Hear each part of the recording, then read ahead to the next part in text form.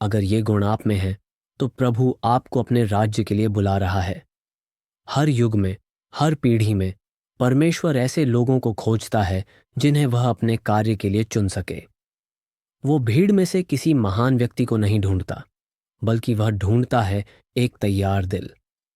एक ऐसा दिल जो कहे, हे प्रभु, मैं यहां हूं, मुझे भेज। लेकिन सवाल यह है, क्या आप तैयार हैं? तैयारी डिग्रियों से नहीं आती, न ही अनुभवों से। तैयारी आती है गुणों से। आज मैं आपको 5 ऐसे आत्मिक गुणों के बारे में बताने जा रहा हूं जो अगर आप में हैं तो परमेश्वर न सिर्फ आपको बुलाएगा, बल्कि आपको अपने राज्य का एक शक्तिशाली औजार बनाएगा। पहला गुण, एक, गहरा और अडिग विश्वास। यूहन्ना 11:40 में यीशु कहता है, यदि तू विश्वास करेगी तो परमेश्वर की महिमा को देखेगी। विश्वास वो चाबी है जो परमेश्वर के दरवाजों को खोलती है।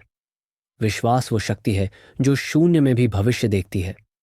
जब अब्राहम ने अज्ञात देश की ओर कदम बढ़ाया तो उसके पास बस एक चीज थी, विश्वास। क्या आपके अंदर वो विश्वास है जो परिस्थितियों को नहीं बल्कि परमेश्वर की प्रतिज्ञाओं को देखता है? दूसरी, पूरी आज्ञाकारिता।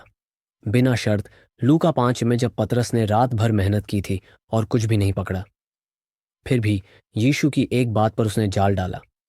क्यों? क्योंकि उसमें थी आज्ञाकारिता। परमेश्वर उसी को इस्तेमाल करता है जो बिना सवाल पूछे कह सके, प्रभु, तेरे वचन के अनुसार मैं करूंगा। क्या आप अपनी योजनाओं को छोड़कर उसकी योजनाओं को अपनाने के लिए तैयार हैं? तीसरी, नम्रता जो स्वयं को भुला दे।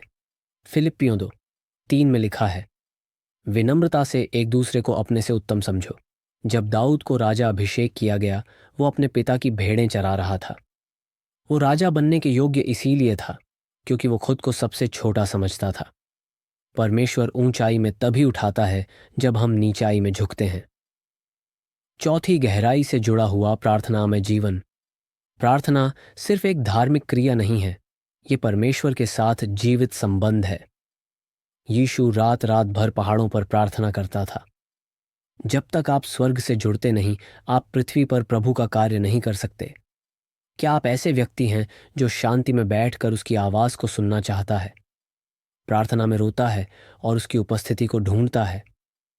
पांचवी, पवित्रता की जिज्ञासा, लालसा और भूख। 2 तीमुथियुस 2:2-1-1 कहता है, जो अपने को अशुद्ध बातों से शुद्ध करता है वो एक सम्मानित पात्र बनता है, प्रभु के लिए उपयोगी।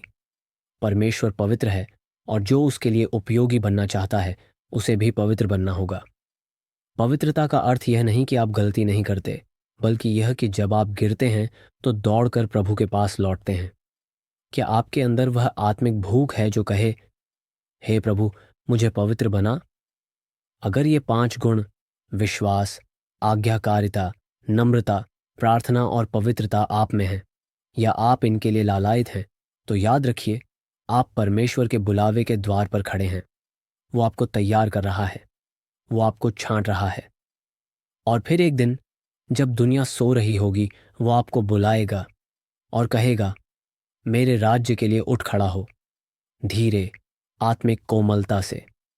क्या आप आज प्रभु से ये प्रार्थना कर सकते हैं, हे परमेश्वर, मैं खुद को तेरे हाथ में सौंपता हूं, मुझे गढ़ तोड़ बनाकर तैयार कर।